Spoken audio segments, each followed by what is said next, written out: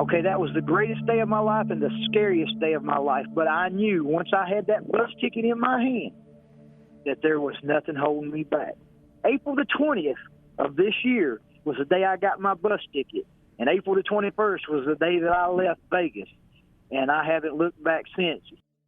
That's Billy Richardson describing the day that his 12 years of homelessness in Las Vegas ended. Actually, it was 12 years of homelessness under Las Vegas. You see, Billy, like hundreds of other homeless men and women, lived in the roughly 300-mile maze of storm tunnels under the streets of Las Vegas. Today, we'll hear how he ended up there, what his life was like in the tunnels, and most importantly, how a writer and teacher named Matt O'Brien gave him the will and the means to turn his life around, and what Matt's doing to save others. On deck aboard a pilot boat, we waited for the light. Huddled close, we warmed our hands, breathing fog into the night. This is Crazy Good Turns. We tell stories about people who do amazing things for others. I'm your host, Brad Shaw. I can't tell you where you're going, but I know just where you are. 'Cause every time I close my eyes, I sink into a sleep, I stare across the sky. You'll see the world, you'll see it all, as the man that you become, in service of a call, just listen for your call. Billy's life pre-Vegas was marred by a series of setbacks. He suffered from PTSD from his time in the Army in Desert Storm. After 3 divorces, at age 34, he ended up in Minnesota, living on an Ojibwe Indian reservation with his girlfriend. He says he fled to Vegas after others threatened to kill him. And they didn't like the fact of a white boy being with a native girl, and they were going to kill me. They'd already tried once, but they couldn't catch me. And the people that I was staying with said, "Look, we can't even protect you no more. You need to go." I can tell you exactly the date that I left Minnesota, December the 9th of 2004. That's the day I left Minnesota. I got to Vegas December the 12th of 2004. I asked Billy why he picked Vegas, and his answer was a little salty for Crazy Good Turn, so let's just say he was looking for love. He arrived with all the money he had to his name, a $100 bill. Billy went to a Circle K and bought a Mountain Dew. I wanted a Mountain Dew so bad. I'm addicted to Mountain Dews. I mean, if I don't have a 12-pack a day, something's wrong. But before he could put his change away, a thief grabbed it and ran away. No money, no job, no friends or relatives in town. I didn't have no options. It was either rob people, which is not my mentality. I like helping people. I'm not cut from that cloth, robbing and doing stuff like that. So I started panhandling, and I needed a place to sleep. I didn't have nowhere to go, so I started sleeping in the tunnels. Panhandling was hit or miss. He says his worst day was 72 cents. Best was $500 from a guy who gave him a 2.5-gallon water jug filled with change that he happened to have in the trunk of his car. He scuffled with the cops a lot over minor violations, like walking in the street when a sidewalk's provided. He didn't have the money to pay fines, so he'd often end up in jail. He did land a decent job as a security guard at a towing company, and he thought he was on the road to getting his life together. But after working a 12-hour night shift his 9th day on the job, he was pulled over for not having a horn on his bike. He couldn't pay the fine and says he ended up spending 42 days in jail, costing him that job.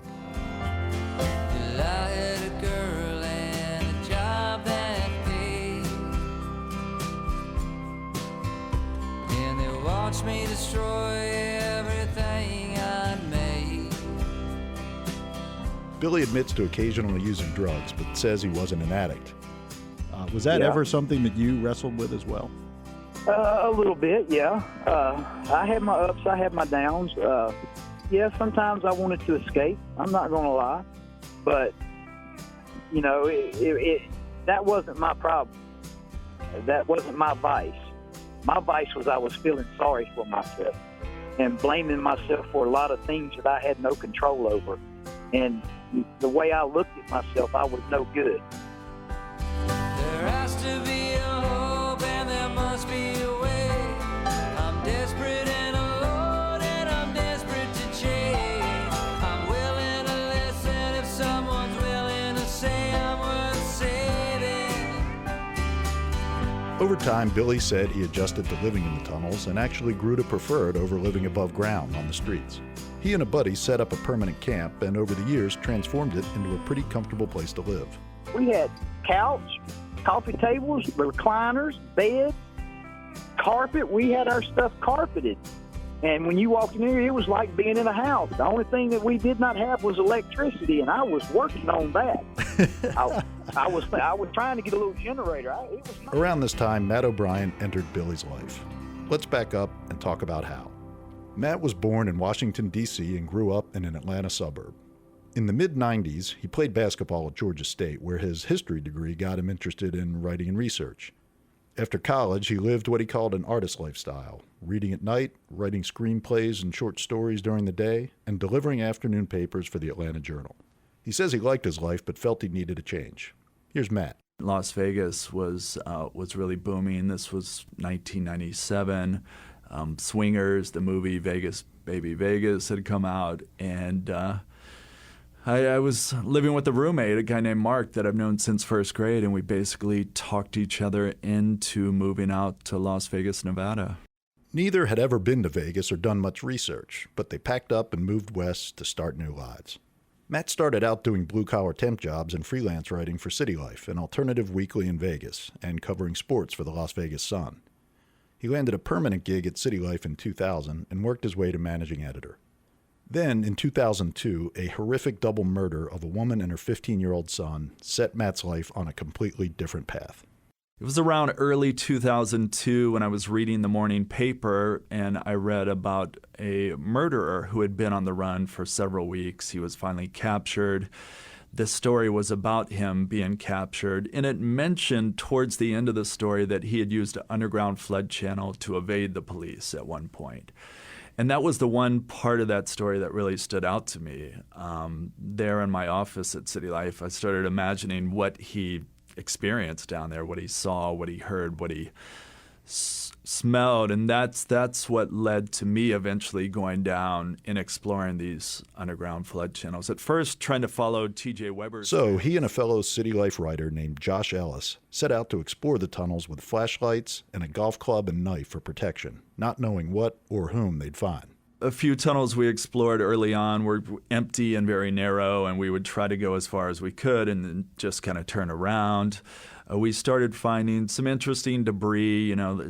I've seen like a safe down there or like a full-size car that had somehow washed into these channels. And then really cool artwork, not just graffiti scrawls, but we discovered some underground art galleries where there's some really good graffiti and murals and wheat paste posters and poetry. But the biggest discovery was people when we started encountering people down in these underground flood channels, because it was not common knowledge at the time that these were being used as houses for the homeless, basically. And so that's when the story went from being kind of anecdotal and kind of fun to really becoming a bigger story in my mind, at least. Matt and Josh's exploration of 5 tunnels produced a series of vivid and attention-getting stories for City Life. Matt took a sabbatical from the paper in 2004 to spend most of his waking hours in the tunnels that summer and writing a book about his adventures. It's called Beneath the Neon, Life and Death in the Tunnels of Las Vegas, and was published in 2006. His description of the surreal landscape he found makes for an interesting read, but the stories about the people he meets create the most poignant moments. The big takeaway for me with most of the folks you met were how hospitable they were. They sort of invited you into their camps and made you feel at home, from what I could gather. That's another thing. I had a lot of misconceptions. There's a lot of myths about the homeless that I ascribed to before I went down there and that I later learned were not actually true. One thought I had was that these people would be violent towards me. What I discovered is that homeless people, especially living in an underground flood channel, this is their home, first of all, and they have no other options of places to live. This is kind of their last resort. And the last thing they want to do is attack someone and have the cops come down there and get them or their neighbors kicked out, because that would bring a lot of heat and pressure on them from the other neighbors. So The truth is they are polite. They're not looking for trouble. They generally want to have a place to live and to be left alone. But a lot of them did after I introduced myself, told them that I was a journalist, curious about the tunnels. It really opened up, after a while and shared their stories. Eventually, Matt's interest in the homeless shifted from journalistic to philanthropic, just trying to help the people he encountered. So as I was interviewing the people, doing follow-up interviews, I remember going down there with this strict ethical journalist kind of take, like I wasn't going to pay anyone for interviews. Mm-hmm. I was strict about that. But when I would come back for follow-up interviews, I'd bring food, I'd bring water, I'd bring stuff that I could give them. And so that's kind of how it started. As I got to know them more and more, I became more and more sympathetic towards their cause. So when the book came out, my biggest hope was that the government or a nonprofit would go down there and try to help the people. My worst fear was that, and Vegas has a tradition of this, like sending the cops down there and just sweeping people out of the tunnels. Neither one of those things were realized. So that's, in 2009 is when I decided, these people have given a lot to me. They opened up their homes, they shared their life stories with me, we've kept in touch. I should try to give something back to them. And that's when I founded Shine a Light. It's just very grassroots, community project. Basically, I'm serving as kind of a middleman between the people who live in the tunnels and people or organizations who want to help those who live in the tunnels. Shine a Light, named after the Rolling Stones song, isn't a big organization. In fact, it's really just Matt running it from the closet in his upstairs bedroom. Yeah, it could be anything from people donating a case of bottled water to me, and I'll take it down to the tunnels the next time I go. People have also donated socks and underwear that I take down. I connected with a local nonprofit, Help of Southern Nevada, and I started escorting their social workers into the tunnels, introducing them to people, showing them where all the tunnels were. And they started offering housing, drug counseling to the people. People will, most of the people who live in the tunnels don't have a mailbox. And so sometimes their family will send care packages to me that I'll take down for them. Those kind of things, yeah. And his work is helping scores of homeless people emerge from the tunnels and get their lives back on track. I would say in the 7 years since I founded Shine a Light, that probably around 150 people have been able to get out of these tunnels, either on their own or more likely through, U.S. Vets, Help of Southern Nevada, an organization like that, and really turn their lives around, kind of get clean, get free of their addictions, get their own place, a small apartment, maybe get a job at some point, reunite with mothers, fathers, ex-wives, daughters, sons, that kind of thing. Which brings us back to Billy. Here's how Billy describes his first encounter with Matt in the tunnels a couple years ago. He come up, he was very cordial, very polite, did not invade my home. He wanted to know if he could walk through my home and told me who he was, asked me if I needed anything, and I told him, I said, man, I could really use a pair of socks. And that was the one thing in his bag that he did not have. And he said, I tell you what, next time I come through, I'll bring you some socks. And I was like, yeah, right, I've heard this before. Well, to make a long story short, he went on about his business. The very next day, this man calls me and says, can you meet me at McDonald's? I said, sure. So I met him at McDonald's. Not only did he bring me one pair of socks, he brought me a whole, I think it was either 8 or 10 pack of socks, gave me some McDonald's cards, brought me some batteries, gave me soap, toothpaste, which I didn't use because I'd been lost a lot of teeth, but deodorant, you just name it. And I was like, well, you know what? This is one of the first people that has ever told me they was going to do something and done it. Not only did he do it, but he went above and beyond because I hate asking people for anything. And right then I knew that this was a real person. He wasn't out to further his own agenda. He was out to help people. So for 2 years, Matt provided food, water, and clothing to Billy, as he did with so many other homeless people, and along the way, gently tried to help Billy get out of the tunnels and back on his feet. But Billy just wasn't ready to leave.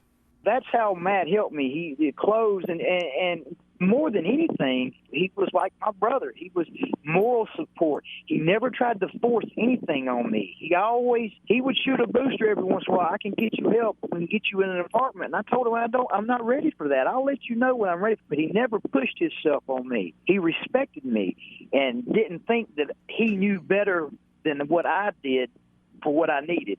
He always respected me in that aspect. One day, Matt asked Billy if he'd appear in a video on crowdwise.com to help him raise money for Shine a Light, which triggered the dramatic change in Billy's life. And because of the website and what Matt done, my first wife, way over in North Carolina, saw my video because my dream was I wanted to hold my grandkids before I died. Because I knew I wasn't going to be alive much longer on the streets. The streets are real hard, and I mean, that come from the heart. And she saw it, so she told my oldest daughter, hey, look at this video. Well, when my daughter saw the video, she got in touch with CrowdRise. CrowdRise put her in touch with Matt, and then Matt put me in touch with my daughter, and I was scared to death. I couldn't answer her email for 2 weeks. He did answer her email, and once reconnected with his family, his third wife, Lisa, texted him from Texas. And then Lisa texted me and says, hey, you want a job, but you got to be here in 2 weeks. I said, does a frog bump his ass when he hops? I'll be there. Matt bought Billy that bus ticket he mentioned at the top of the show. Billy moved to Texas and got that job that Lisa promised. Eventually, Billy landed a new job as the property manager for a wedding event resort in Crosby, Texas, where the owner provides him with a steady salary and his own place to live.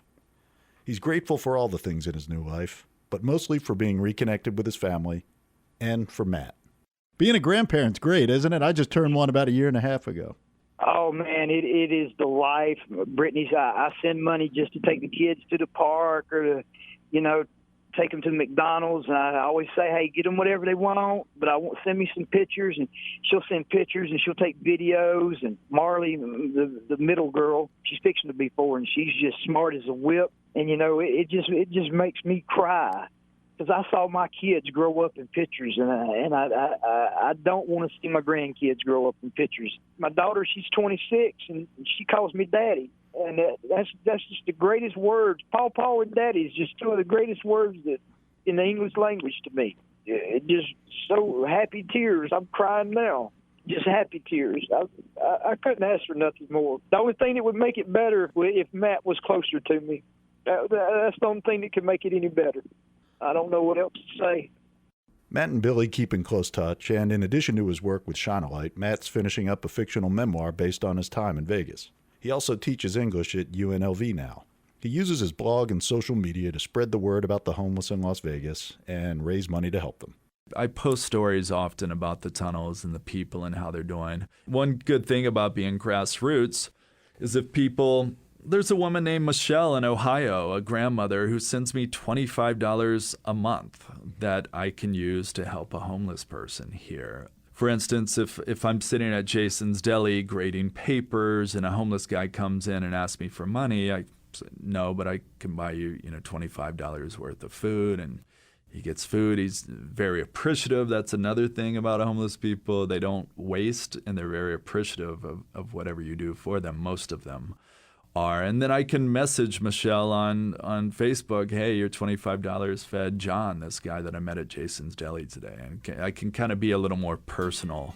We need to move beyond the myths. Homeless people want to be homeless. They don't want to be helped. They're all mentally ill. These are excuses we use to not get involved in the issue, it seems like. And I think we need to change our mindset, and I don't think it takes millions of dollars. One lesson I've learned is that a lot of time it just takes you being nice to a homeless person and treating them not like they're homeless, but just like they're a normal person. I joke with the homeless people down there. They crack on me, I crack on them. We just treat each other like normal people. And a lot of times that can be enough to make them really want to make a change in their lives. Grace, we could use a little grace, sisters and brothers. Shame, oh what a shame that we do not give in to one another. I'm Brad Shaw, and thanks for listening to this episode of Crazy Good Turns. Before we get to our credits, we have an exciting announcement to make. Joyful Noise Productions, the nonprofit that funds Crazy Good Turns, is going to select one U.S.-based charity to give $25,000 to this Christmas. And we want you to help us find a deserving charity that's doing its own Crazy Good Turns. Just email us your suggestions to hello@crazygoodturns.org. We'll pick the recipient and announce our selection on Christmas Eve through our website, our Facebook page, and our Twitter feed. So, back to this week's episode. To learn more about Shine a Light, go to crazygoodturns.org, where you can also submit your ideas for extraordinary people and organizations we should feature. You might have noticed we found some great music to support our podcast, and we've provided a Spotify playlist of the full tracks on our website so you can take a longer listen, which we hope you'll do. And if you're a band with a song we should consider featuring, you can submit it on our website too. Crazy Good Turns is audio engineered by Stephen Key, music supervision and mixing by Score in Los Angeles, and a special thanks to Megan Basinger. We hope you like our podcast and help us out by sharing us in your social networks and giving us a rating and review on iTunes. Take care and let's connect again soon. Let's put it this way. When it's his time to go to heaven, he's going to be the head angel. That's all I can say. He's the greatest. Everybody shine.